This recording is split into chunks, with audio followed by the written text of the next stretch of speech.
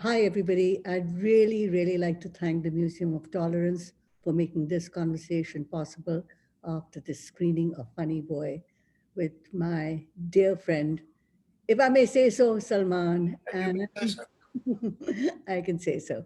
Hmm. Salman Rushdie, thank you so much, Salman, Sure. for holding this moderation and having this conversation with me. I really Well, appreciate it.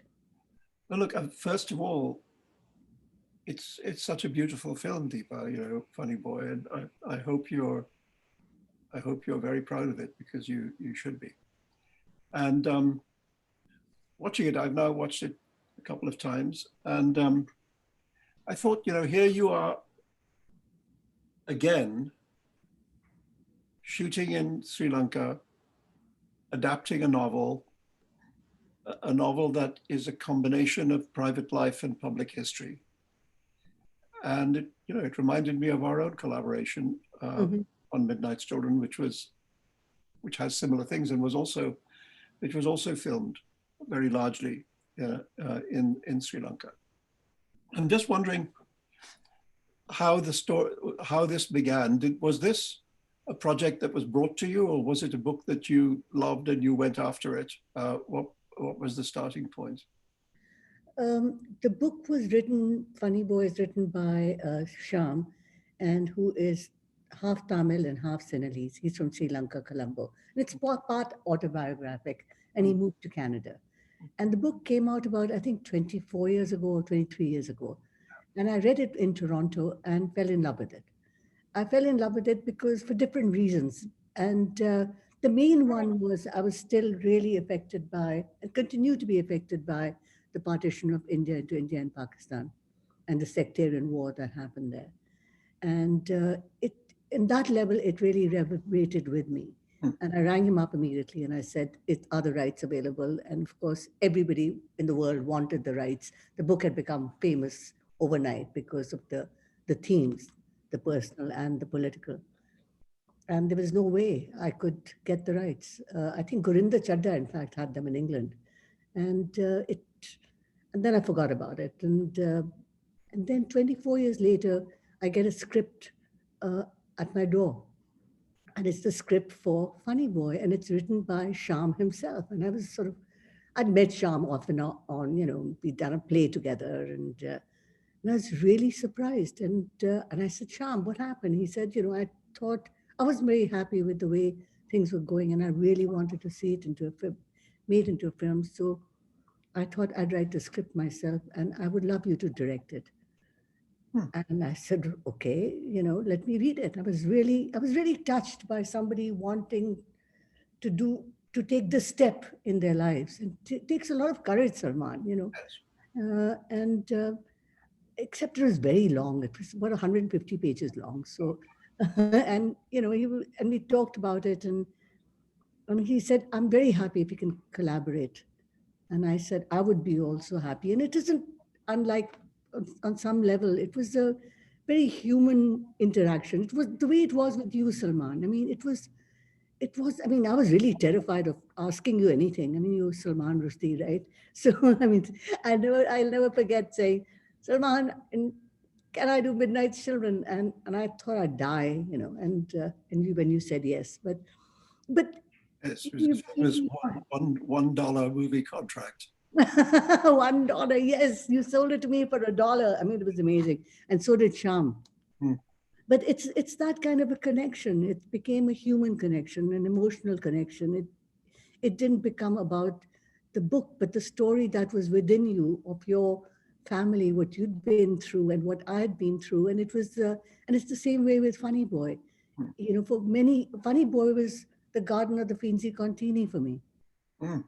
It was just really reminded me of De Sica's film because it was about this group of wealthy uh, Jews who felt that their wealth could protect them, Yes. and of course it couldn't from the Holocaust. And it's sort of interesting that we're talking about it from the Museum of Tolerance because that's exactly what happened in the book in And Funny Book. that's so interesting that you should compare it to the Garden of the Finzi Continis, which is I was going to ask you about the character of the father in particular, who believes that he is immune by Mm-hmm. reason of his affluence and his status in the society, and it doesn't mean anything. But just before we get there, the book is obviously. I mean, I remember reading Funny Boy when it came out, and liking it very much.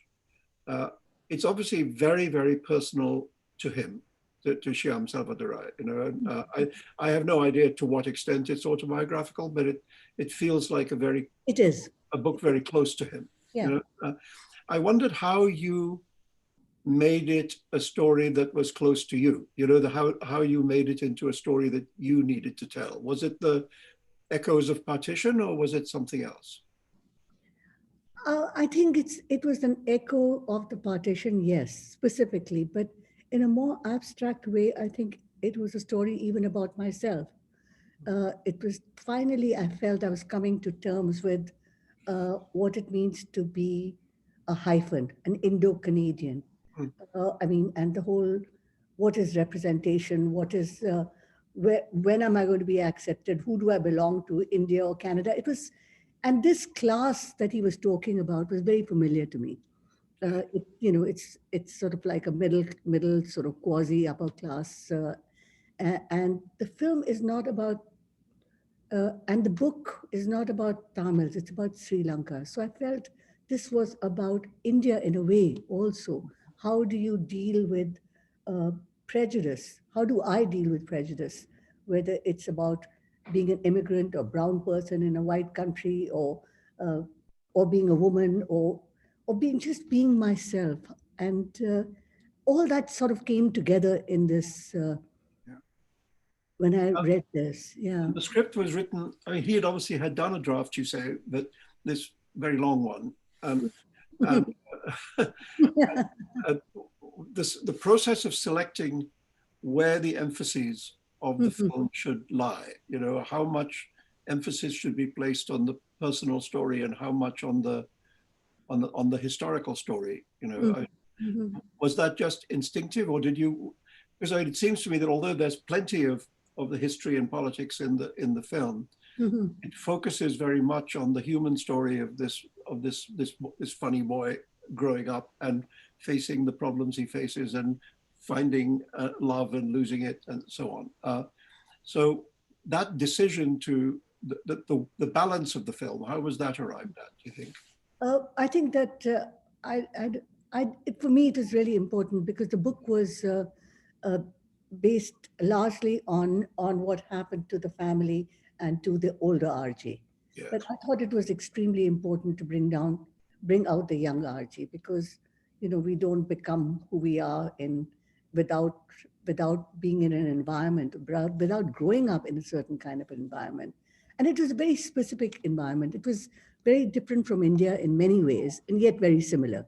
So I related to it. When the English that the parents spoke or the mother spoke, and when she said, you aided and abetted. I mean, I felt I'd heard it before, or you know, don't ask me why, because pigs can't fly. And there were so many charming things that were associated with childhood, or with seeing my brothers play cricket, and yet it was different. So I think that for me, it was very important to bring in what happened to him as a child when he started being called funny boy. And luckily for me, Sham was extremely open about getting into that arena.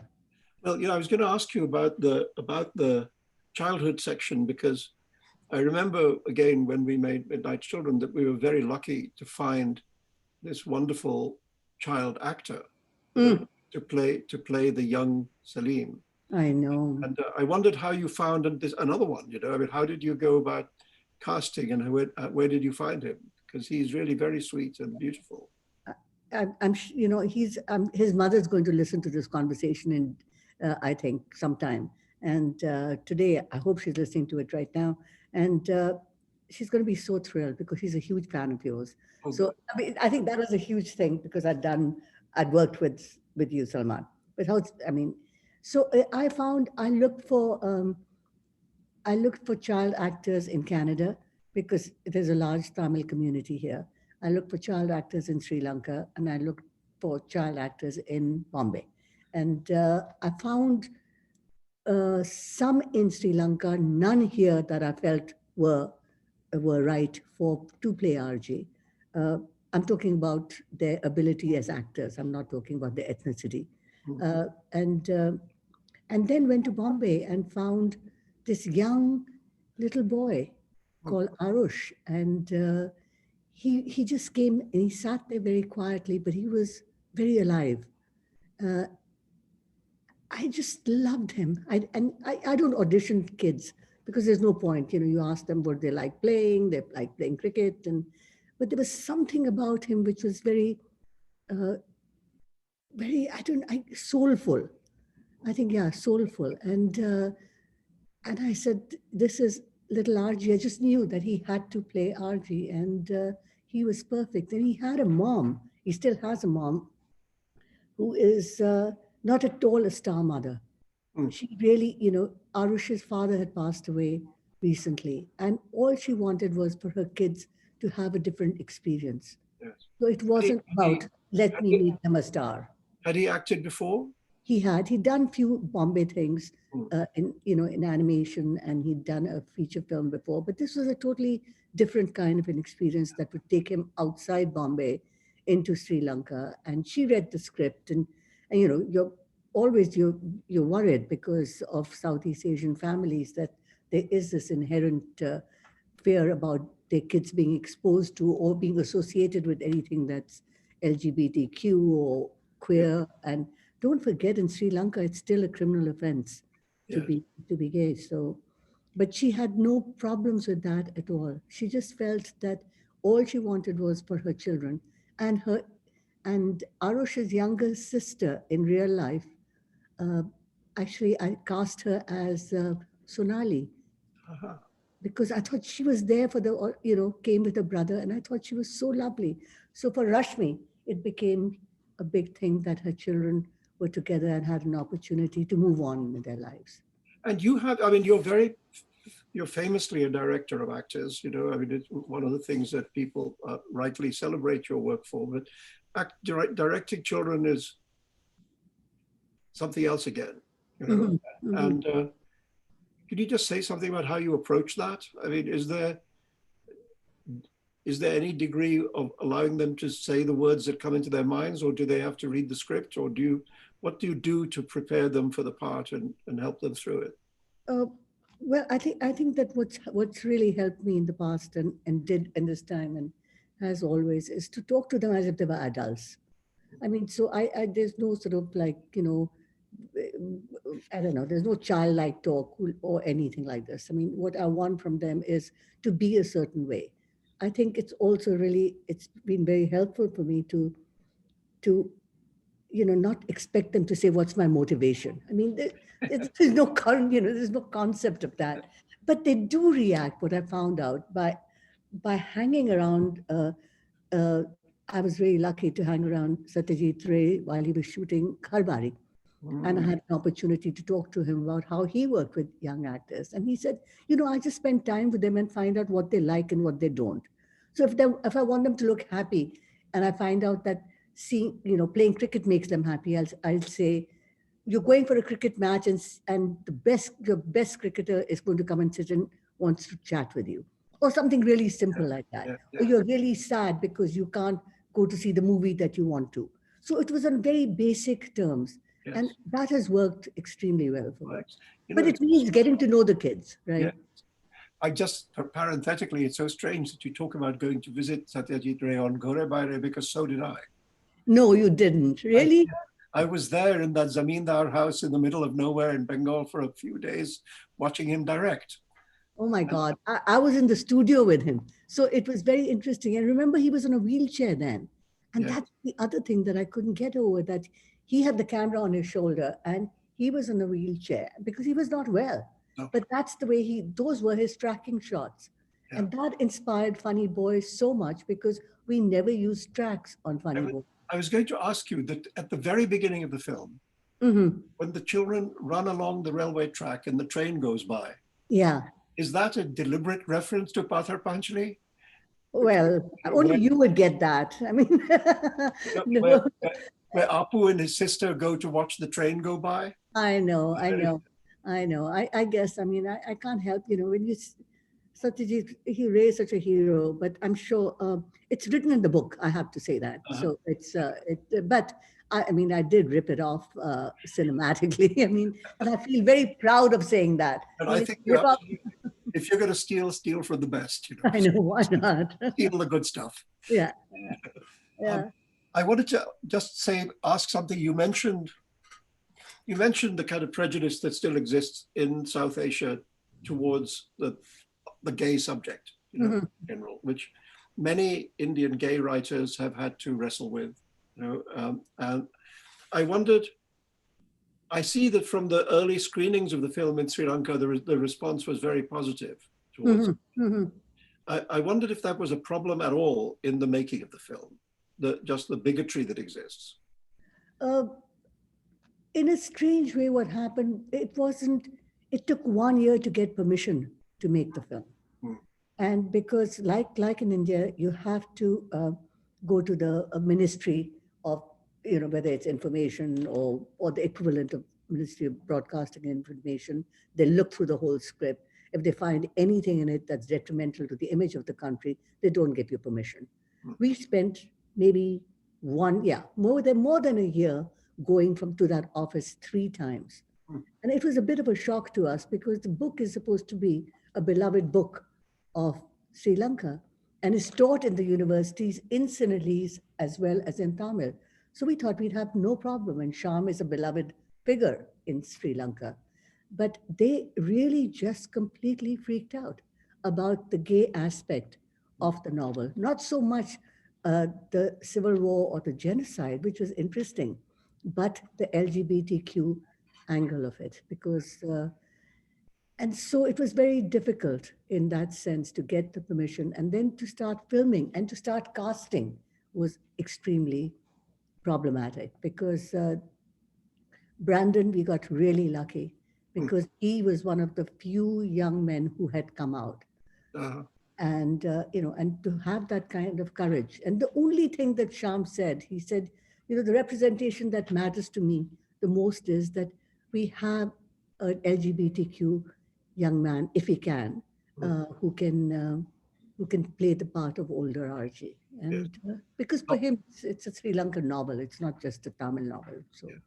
that Yeah. was difficult to get. You wanted a gay actor, I mean, as well, not like Brokeback Mountain, Yes, exactly. I mean, I think he wouldn't be allowed to make Brokeback Mountain today, or there would be a lot of problems. But yes, we wanted to have Brandon, and Brandon is very courageous, and you can see that because it requires some kind of a courage that is undefinable. It belief in yourself. I mean, the film is about, and the book is all about self-determination in many levels. So. And you did finally get approval, obviously, but were there things that they wanted to censor or move?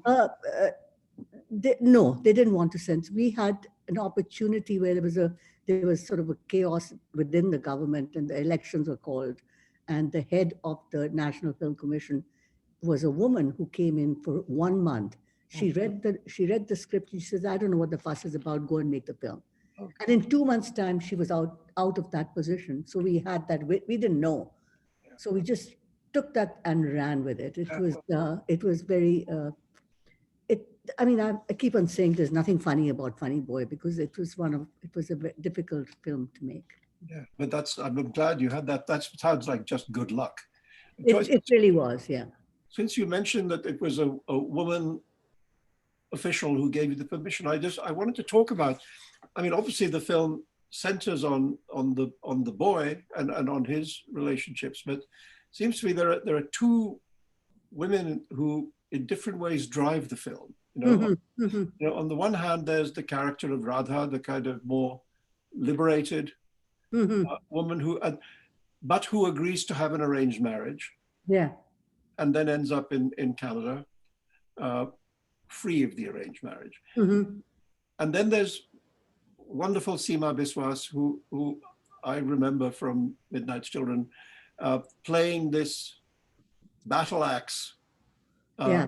older woman of very conservative, of very prejudiced views, and the kind of balance between a liberal younger woman and the very, very illiberal older woman seems to me actually to be quite near the kind of axis of the film, you know, and I don't know to what extent that's added or developed from the novel, or whether it's so much there in the novel. But what do you think about that as a kind of heart of the film? Was that something you developed more than it is in the book?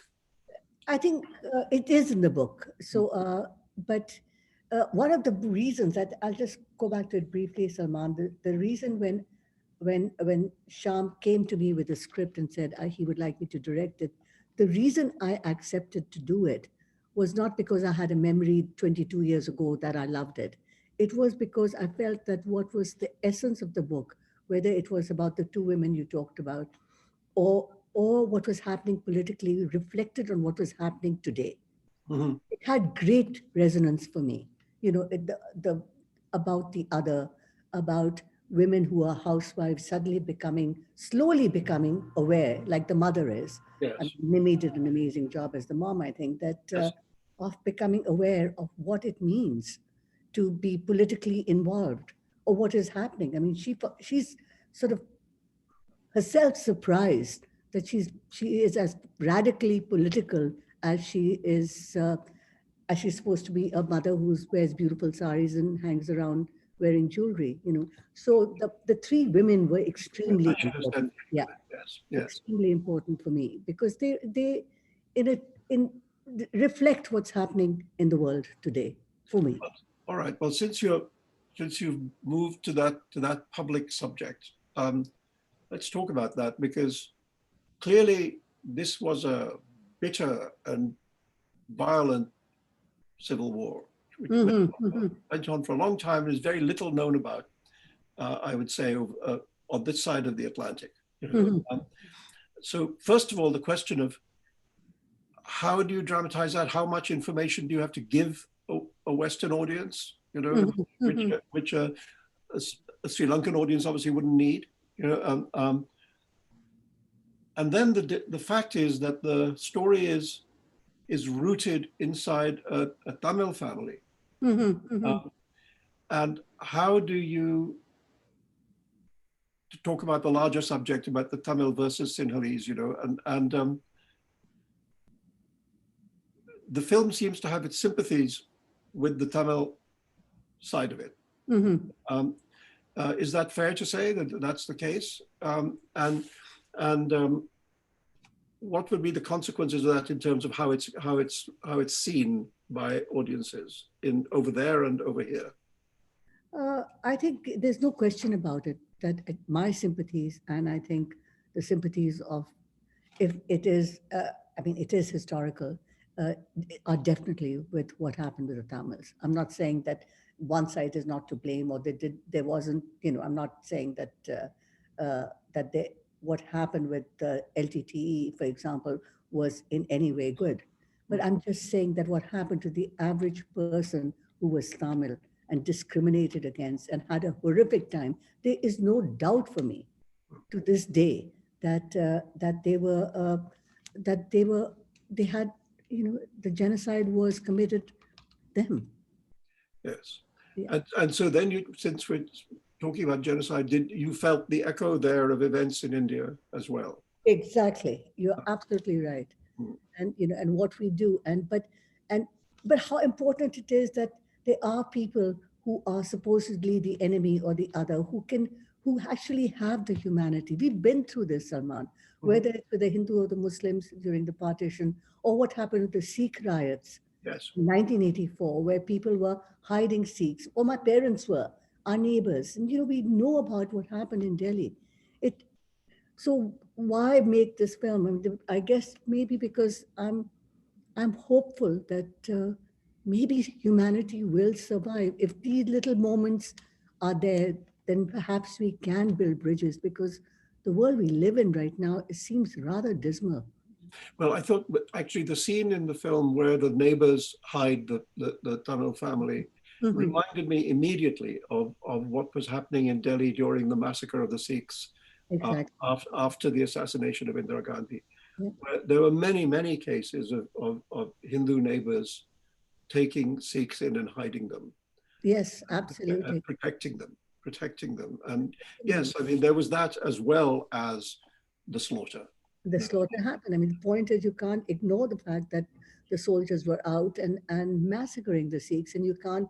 And there's a scene in Funny Boy, which is in the, which really, it's when they're hiding in the, they're hiding the Tamil family in the Sinhalese house, and the Sinhalese hoodlums come in and break the door open, and the Sinhalese guy says, neighbor says, if you don't go away, I'll call the police. And he says, I am the police.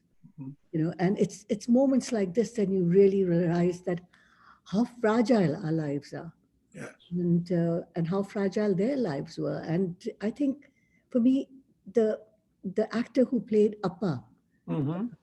Ali, is from Pakistan. In fact, he's from Karachi, and it just felt so right to get the cast that we did, uh, because I felt it was a Southeast Asian cast of Sikhs. Aradha is a Sikh. Ah, You know, Ali is from Pakistan. Nimi is from Sri Lanka, who plays. Seema is from Bombay. Little Arush is from Bombay. It just felt that we got a history together of people who had been colonized and and thrown to the dogs. I hate. I mean, I don't want to sound melodramatic, but that's the way it felt. yes. Yeah. Well, that's it comes across that way, that that it's a community of actors that belongs to the whole region, and that expresses, if you like, the reality of Hmm. the whole region, because there are echoes in Pakistan as well of this Oh, stuff. absolutely. And, Oh, and absolutely. but before we run out of time, I wanted to talk about the character of the father, because I do think his character is very, very interesting because of its ambiguities. You know, that Mhm, mhm. he kind of disapproves of the Tamil violence, even though he is himself Tamil, and that becomes a stress point between him and his wife. But he genuinely believes that he is so solidly established in the community. You know, he has Yeah, this fine house and this good lifestyle and this nice car, yeah, and he kind of knows everybody, and etc. Belongs to the right clubs, and so on. yes, yeah. It doesn't occur to him that he could be vulnerable. And And yeah, and then here the film, there's this moment of terrible awakening, you know. And yeah. I, I thought he's just was the most wonderfully complicated character, you know, and beautifully played. Oh, I'm so glad you mentioned that because you know, I think Ali is exceptional, and the character is exceptional because again, it was like sort of tapping into Finzi Contini, where you really felt that, you know, we play tennis, and you know, we have this wonderful lifestyle, and the Holocaust is happening, but it's happening outside our walls. But of course, one day the house is destroyed, and so is their house in Colombo. And Yes. there is this one man who's reduced to, from watching his kids play tennis and disapproval of everything, and driving his Mercedes, he's clutching onto one little briefcase, which probably has a few papers and a passport. And he says what I think is a definitive line in the film when she says, "My feet are so cold, they're blue," and he says, "The feet of a refugee." You Yeah. know, it's like, oh, holy shit! Of course, it's, Yes. you know, what's going to happen, and to Do them, you feel? Do you feel? Let me put it in its simplest. Do you feel that their arrival in Canada at the end of the film is a happy ending, or how does that? How does that? What does that mean to you that they end up? Yes, on the one hand, they're refugees, they're homeless, they've lost a lot, but they've come to a safe place. Uh, yes, and what do you think is the meaning of the ending of the film, that they end up in, you know, at this airport in the snow? airport in the snow, and she's wearing her sandals. I mean, it's it's. I remember when I first came to Canada. I looked outside the window, and it was in January, and it was snowing, and I was just freaked right out. So that came from my immigrant first experience of Canada, which has been very kind to me, I have to say. But I think it's a bit of both. It's a bit of, yes, he is free. There is no, he's free to be what he wants to be, which is a guy whose determination and his life is, he can come out as a gay young man. Yes. That's what the mother says. But Mm. then she says something else, which is actually what I believe. and it's not there in the book. And she says, you know, he's in this new country. He's going to be a free slave. Yes. And you know, and I remember Sham saying, slave to what? And I said, well, he's going to be a slave for many generations, or they all are, to preconceptions of what they're supposed to be because they're brown and they're refugees. So so for me, it's good because RG will never be discriminated because of his sexuality. But it'll take a couple of generations for people to understand that, to look beyond what they look like. Yes, it's a shocking line. It's the free slave. It's a shocking line, and it's right at the end of the film, and it's in a way it's not discussed. So it's something that's left for the audience to think about. And I want to tell you something, Salman. I wrote it, so I feel very thrilled that you liked it. Okay. Well, listen, we can Sham go. Sham didn't freak out, but it is. It is. I mean, how do you get rid of preconceptions? You know. Yeah. That is, you know. We could go on talking for another hour, but I think we're out of time. Oh my God, what a boy. It's always nice talking to you. It really is. I'm so thrilled you liked the film. I can't, and Eliza liked it. I mean, I'm not. Yes, but I watched it twice now, and I liked it better the second time than the first time, and I liked it the first time, you know. So yeah, it's a beautiful film. I love the portrayal of the period of Sri Lanka, the earlier period as well as the more recent period. And it's very, very powerful and moving. So congratulations. Thank you. Oh, I have to ask you one thing. Did you like them dancing to Every Breath You Take? Yes, I was going to ask you about the music, because actually the use of music is very interesting in the film, because it's almost, I mean, there's a lot of Western music in it. And how did you go about selecting that? Was that Shyam's favorite songs, or yours, or mine? Mine. But it was like, let's find.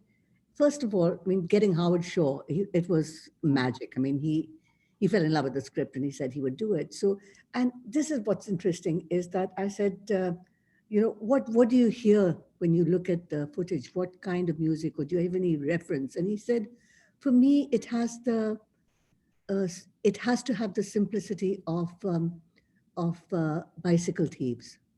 I thought that was fascinating because, you know, there was Pinzi Contini and Desika, and there was bicycle thief, and absolutely, because so that set the foundation of, to say, okay, in the 1970s there was a Pata Patua, which was a very famous Tamil song that was played, and Every Breath You Take was just felt right for these kids when they were 18 years old. Leonard Cohen felt right for this young woman who'd come from Canada. And so it came from the characters. And, so because, you know, when I was a kid in Bombay, what we listened to Western pop music was what then called Radio Ceylon. Oh my God, of course. Radio Ceylon is what played the kind of hit parade every weekend of Western songs. Binaka hit parade or something. Binaka Geet Mala first for the Hindi songs, and then the Binaka hit parade later. For the American or the English songs. So it was interesting to me to see that Western music laid over that material, you know, because it actually was an echo for me of my own childhood. Absolutely. I mean, and that's why this it became a, you know, it's a kind of school that you wrote about in Midnight's Children. It's, you know, the one they went to, St. Thomas. I mean, these are all familiar things for, I think, all of us who went through being colonized. Yes, these are post-colonial effects. These religious, these St. Thomas. I went to the cathedral school in Bombay, you know, so which was actually St. Thomas's Cathedral, you know. Oh, so, I didn't know that. It's the Anglican Cathedral in Bombay. That's right. It's St. Thomas's Cathedral, and the cathedral school is affiliated to that. So it's also St. Thomas. Yeah, and it's like, you know, Charles Dickens is being taught. Tale of Two Cities is being taught. Yes, that was, I thought, very kind of funny, sad. It was. These completely, in a way, kind of irrelevant 19th century, you know, English texts are being forced down the throat of these kids. Who don't know what the hell he's talking about and is not interested. But the specific passage you choose from A Tale of Two Cities, I know. which is the best of times, the worst of times, obviously has a direct relevance to your film. And luckily for me, when I was in Welham, in my boarding school in Dehradun in India, that is what the text that I had to study for my senior Cambridge, what was called senior Cambridge. So it was easy to find the paragraph that worked and wasn't too dodgy. Well, it fits the film perfectly. It it belongs on the film because that's the atmosphere, exactly the atmosphere that you're writing. Mm-hmm. Yeah. So I always thought in some ways that Charles Dickens was an Indian novelist, Why? Because of the melodrama? Is that it? No, just the cities, the kind of those Dickensian cities with great Yes. poverty and great wealth and the kind of the class system, all of that. I thought, the 19th century London felt quite like 20th century Bombay, so. That's so true. That's so true. And all those buildings that are still there, or the clubs in Colombo. I mean, and also the Tamil that's spoken in Colombo is very different than the Tamil that's spoken in Jaffna. It's like the Hindi that's spoken in Delhi, people from Bombay, when they speak Hindi, we all coming from Delhi just say, my God, better take lessons. Nobody can understand what you're saying. Or the UP Urdu, or Yeah. or the Punjabi Hindi is like really Something else. being a Punjabi, it's bizarre. So that's what Colombo Tamil is like. It's a mixture of, and it's become its own little country in that sense. This middle upper class country that in fact has English that binds them more than Tamil or Sinhalese. So. Well, that's true of a certain Indian class as well, particularly of a certain generation, like our generation. Well, it's beautifully done, and I think that it was the best of times, it was the worst of times could be the epigraph of the film. Because that's what Shyam Selvandarai was writing about, and that's what your film's about. So. Yep. Anyway, beautiful work, Deepa. Thank you. Thank you. Thanks so much, Salman. I can't tell you, to talk with you is like, it's like talking about the film that I had nothing to do with. And that's nice. Oh, good. I Well, can actually say I like the film, which is sort of weird, but I liked it too. I'm not very good at saying that about my books. Well, I think maybe it's different with films, because they're out there in the world, and then they're going to be trashed or people are going to like it. But you have to move on very fast. You're the one who told me you have to move on. Yes, I've had my share of trashings. Yeah. You have to move on. You have to move on. You have to move on. Yeah. All right. Okay. Thank you. Have a good day. Have a wonderful writing day. You too, and bravo. I think I'm going to watch this film at least once again. So. Yay. Thank you. Thank you so much. Bye. Ciao. Bye. Bye.